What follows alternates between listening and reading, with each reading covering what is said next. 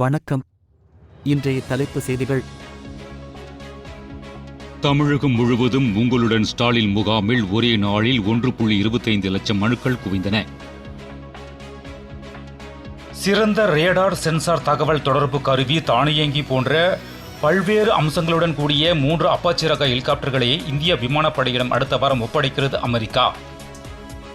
நாடாளுமன்ற கூட்டத்தொடர் ஜூலை 21ஆம் தேதி தொடக்கம். பல்வேறு முக்கிய மசோதாக்களை அறிமுகம் செய்து நிறைவேற்ற மத்திய அரசு திட்டம். 7 மாதத்தில் திமுக ஆட்சி முடிவடையும். அதன் பின்னர் சூழலுக்கு ஏற்ப கூட்டணி அமைப்போம். அதிமுக இலக்கிய அணி செயலாளர் வைகை செல்வன் பேச்சு.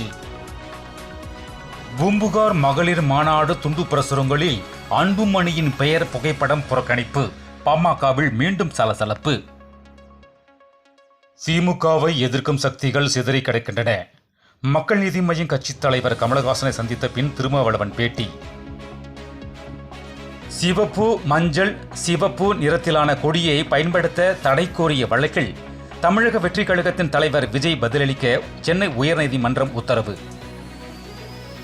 என் திருமண தேதியை விரைவில் அறிவிப்பேன், விஷால் தகவல். காமராஜர் குறித்து சிவா எம்பியின் பேச்சு உண்மைக்கு புறம்பானது. காங்கிரஸ் எம்பி ஜோதிமணி கண்டனம். நீதிமன்ற அவமதிப்பு வழக்கில் 5 IAS அதிகாரிகள் உள்ளிட்ட 6 பேர் ஆகஸ்ட் 4ஆம் தேதி நேரில் ஆஜராக உயர்நீதிமன்றம் உத்தரவு. நாம் தமிழர் கட்சி சார்பில் ஆகஸ்ட் 17ஆம் தேதி மரங்கள் மாநாடு நடைபெறும் என்று அக்கட்சியின் தலைமை ஒருங்கிணைப்பாளர் சீமான் அறிவிப்பு. தமிழக வெற்றி கழகத்தின் 2வது மாநில மாநாடு ஆகஸ்ட் 25ஆம் தேதி மதுரையில் நடைபெறவுள்ளது. விஜய் அறிவிப்பு. முதல்வர் ஸ்டாலின் திராவிட மாடல் நல்லாட்சியை நடத்தி கொண்டிருக்கிறார். தர்மபுரியில் நடந்த மதிமுக செயல் வீரர்கள் கூட்டத்தில் வைகோ பேச்சு. பரந்தூர் விமான நிலையத்துக்கு நிலம் எடுக்கும் பணி தொடக்கம். 13 கிராம மக்கள் ஆர்ப்பாட்டம். மேலும் செய்திகளுக்கு அரசியல் ராஜ்யம் மின் இதழை படியுங்கள். நன்றி.